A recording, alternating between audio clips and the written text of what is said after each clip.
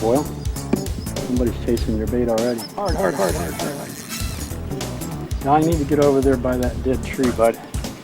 Just as soon as it gets in the water, they're getting it over there. That's actually a good eater right there. Oh, it's in his gill. Boy, we got him caught right under the... It's like catching him in the armpit. You got him caught in the... Whoa, pectoral fin.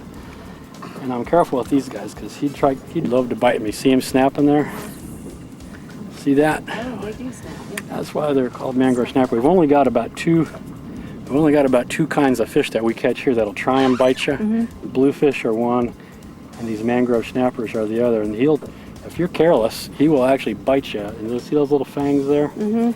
If he sinks that in your finger, he doesn't want to let go. And I've seen those fangs go through somebody's fingernail. Oh, no Because he's got a lot of clamp power. Now that's a good eater, but we're going to catch some redfish. In fact, Don just hooked one as we're speaking. So I'm going to release this guy. What happened? Fish on! Fish on. All right. Get a bit all recast. All right, let's slide him over here toward me. He's a little fella, so I'm just going to leader him up. Bounce him up. Grow bigger.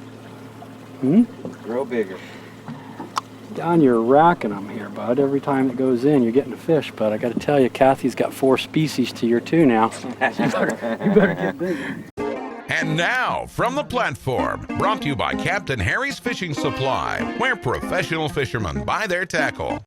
Captain Ralph, the bait we used today that we caught on our way out, I saw that you rigged it 2 different ways. And what's the advantages and disadvantages of the rigging methods? Well, we're throwing scaled sardines today, which some people call shiners or whiteback or greenbacks. White bait, not whitebacks, white bait or greenbacks. And we rigged them 2 different ways today as far as how we hooked them. Part of the time I was hooking them under the bridge of the nose. Part of the time I was belly hooking them. When you hook them in the bridge of the nose, they tend to swim up. I think having the weight of the hook in the bridge of their nose forces them to try and push it up. You belly hook them, they cast further, and they dive a little deeper once they hit the water. And there's sometimes you want your bait to swim up, sometimes you want it to swim down, and sometimes that little extra casting range, an extra 10 feet, is a make or break. From the platform has been brought to you by Captain Harry's Fishing Supply. Call today and order your free catalog. Oh, yep. Like it. Use your index finger to pick the line up.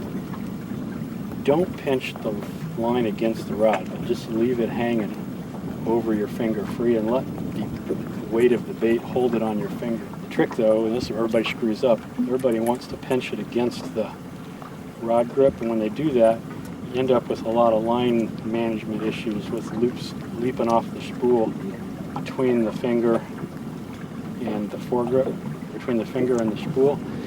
And if you get in the habit of just letting the weight of the bait hold it for you there, you'll end up with a lot less tangle problems on the cast. So, Captain Ralph, what is it that you would do to prep for a day to go out fishing? Well, the first part of it's mental prep. You check your weather for the day, so you got an idea of what weather conditions you're going to be facing. Summertime, that can be pretty easy.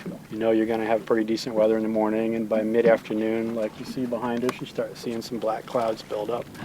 You also want to check your tides, because the tides are very important to fishing in the harbor. The tide situation determines the route or the plan of attack that I make on a given day.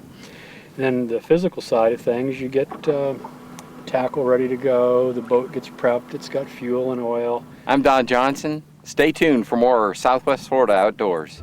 Cyber Country Outdoors is filmed before a live audience.